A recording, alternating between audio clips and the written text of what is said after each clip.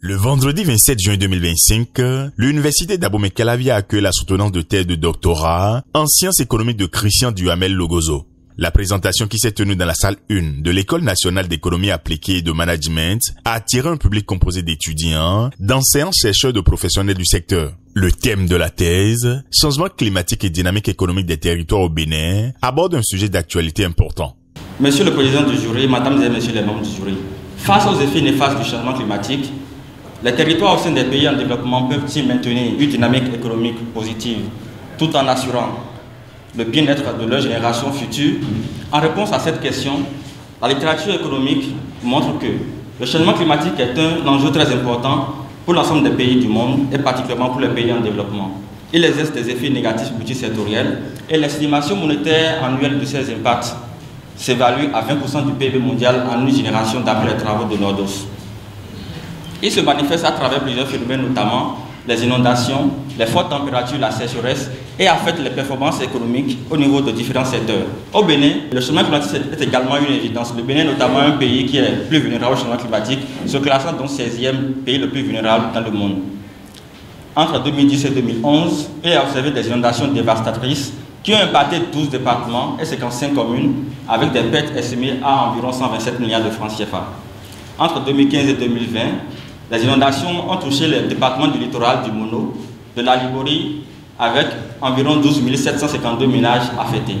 Il est également identifié des risques de sécheresse qui augmenteraient avec une période de retour inférieure ou égale à 5 ans. La question que nous nous posons dans cette thèse est quel est l'effet du changement climatique sur la dynamique économique des territoires au Bénin? Plus spécifiquement, le changement climatique renforce-t-il les disparités économiques entre les territoires?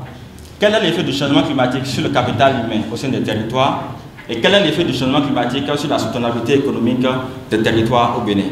Pour donc répondre à ces questions, l'objectif général est d'étudier l'effet du changement climatique sur la dynamique économique des territoires au Bénin.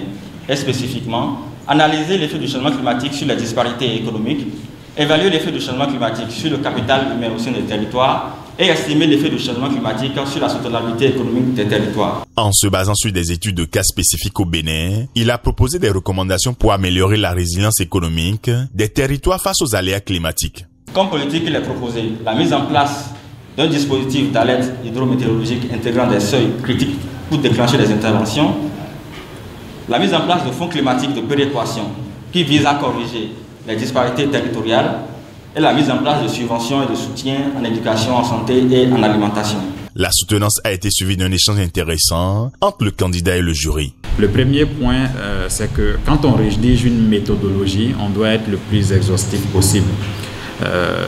Donc votre méthodologie, si vous avez une approche d'analyse de robustesse, cela doit être mentionné dans votre méthodologie. Donc par exemple, dans l'essai 1, vous dites l'indice de Gini est votre mesure principale des inégalités.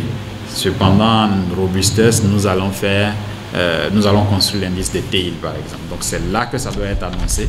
Et on ne doit pas découvrir, après la méthodologie, dans la partie résultat, que vous avez une section analyse de sensibilité et vous présentez l'indice de Thiel.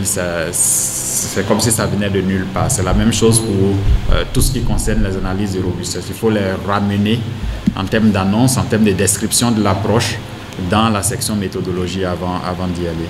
Pourquoi ne pas penser aux communes et travailler uniquement avec les départements? Puisque, est-ce que les départements même disposent même de budget? Je ne pense pas. On va évoquer ça dans le rapport. Avec les communes, dans une certaine mesure, on peut dire que les communes ont d'une manière ou d'une autre leur budget. Mais les départements n'en disposent pas.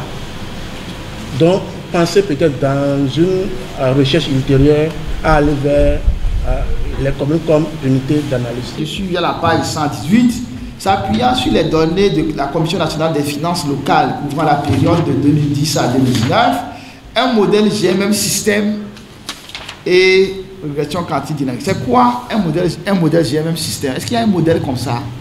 C'est quoi un modèle GMM système? Pourquoi la nécessité? Je vois tous les jours de plan présent, lorsque vous faites un papier, vous faites analyse de robustesse. Quel est le but, la finalité de l'analyse de robustesse? Parce que lorsque je fais un article, c'est une démonstration qui tient en un trait. Et j'ai plusieurs techniques d'estimation de modèles. Donc j'analyse, je prends la meilleure technique pour faire ma démonstration et je présente mes données. Mais de plus en plus dans vos thèses, et dans vos articles, vous faites thèse de robustesse. Est-ce que vous pouvez me donner pourquoi du thèse de robustesse dans les papiers? Cette soutenance témoigne de l'engagement croissant des chercheurs béninois dans le domaine des sciences économiques face aux défis contemporains. Logozo, Christian Duhamel. Joyeux anniversaire. Vous avez